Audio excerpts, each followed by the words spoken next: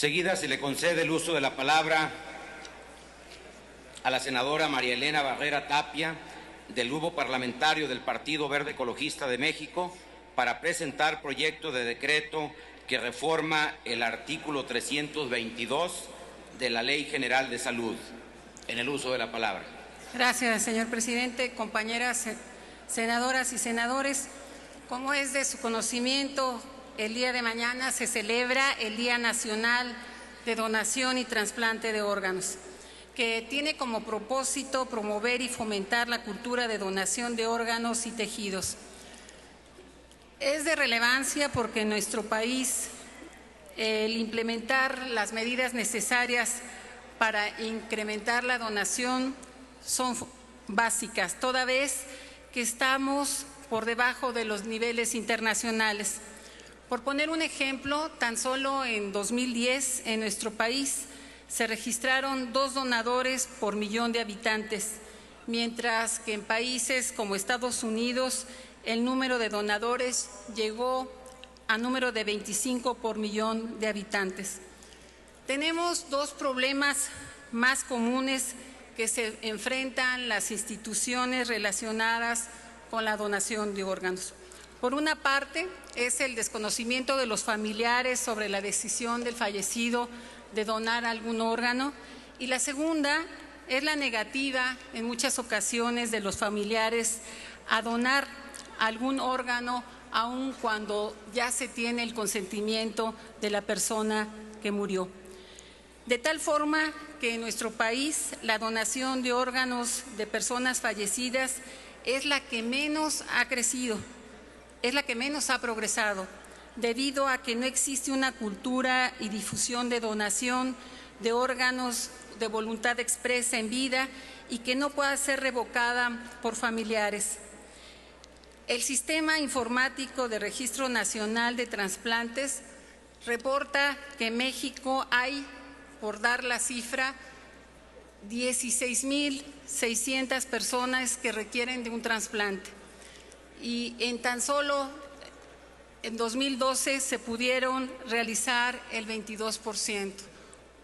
Esto es más o menos 3,600 trasplantes, y que de alguna manera demuestra que necesitamos intensificar el quehacer.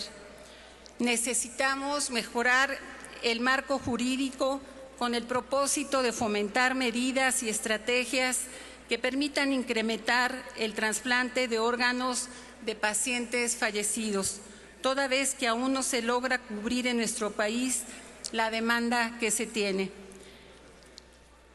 La donación de órganos y tejidos también tendríamos que reconocer se ha incrementado en las últimas 2 décadas.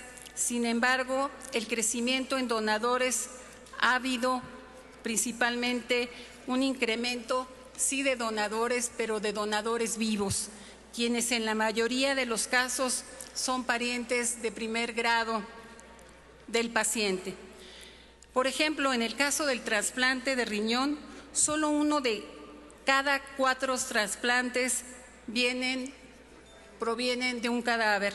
Adicionalmente, a pesar de que en el Seguro Popular incluyó en el Fondo de Protección contra Gastos Catastróficos en este año el trasplante de córnea, 2 de cada 3 córneas trasplantadas son compradas, son importadas, debido a la falta de donadores, implicando, por supuesto, un mayor costo por el traslado, por el cuidado y también por la forma que se obtiene y sobre todo las listas y las filas que se tienen de espera.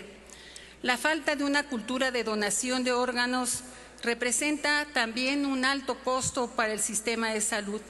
Tan solo en el año de 2009, el 7% del presupuesto del Instituto Mexicano del Seguro Social se destinó a pacientes con diálisis y hemodiálisis, y se prevé que en el año 2018 esa cifra se elevará a 16,000 millones de pesos.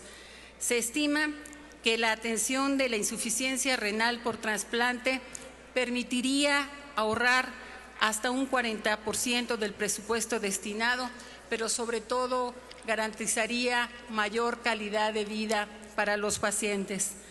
La Ley General de Salud determina el consentimiento expreso que se define cuando la persona manifiesta en vida, verbalmente o por escrito, el deseo de donar sus órganos y tejidos para ser empleados con propósitos terapéuticos.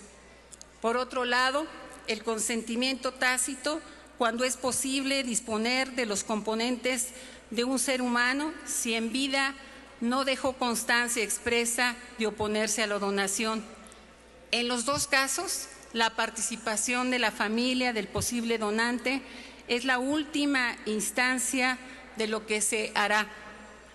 El artículo 321 de la Ley General de Salud establece que la donación consiste en el consentimiento tácito o expreso de la persona para que en vida o después de su muerte su cuerpo o cualquiera de sus componentes se utilicen para trasplantes. La Ley General de Salud contempla los dos tipos de consentimiento para la donación. El artículo 322 y 323 regulan los tipos de donación expresa por parte del donador, siendo amplia o limitada. El artículo 324 enmarca el consentimiento tácito cuando el donante no haya expresado la negativa del uso de su cuerpo o componentes para trasplantes, aunque este consentimiento está sujeto a la aprobación de los disponentes secundarios, es decir, de los familiares, resultando confuso debido que aunque el donador haya manifestado su consentimiento para donar sus órganos, se puede vulnerar la autonomía de su voluntad y su derecho a la autodeterminación. Por eso es necesario garantizar que prevalezca la determinación del donante después de su muerte. Es necesario dar certeza jurídica al consentimiento expreso del donador, defendiendo así la autonomía de su voluntad y autodeterminación. La presente iniciativa tiene como propósito establecer la figura de la donación irrevocable de órganos y tejidos después de la muerte, para lo cual se propone que en este caso la voluntad expresa de la persona fallecida esté por encima de los deseos de la familia o de cualquier persona que, conforme a la ley, tenga derecho a tomar la decisión concerniente.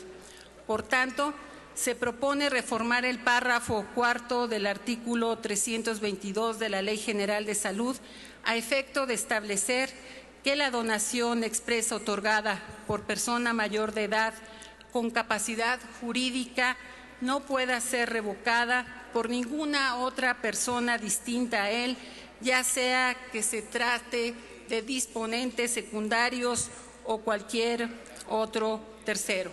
Es cuanto. Muchísimas gracias. Gracias, senadora María Elena Barrera Tapia. Túrnese en su momento a las Comisiones Unidas de Salud, Seguridad Social y Estudios Legislativos.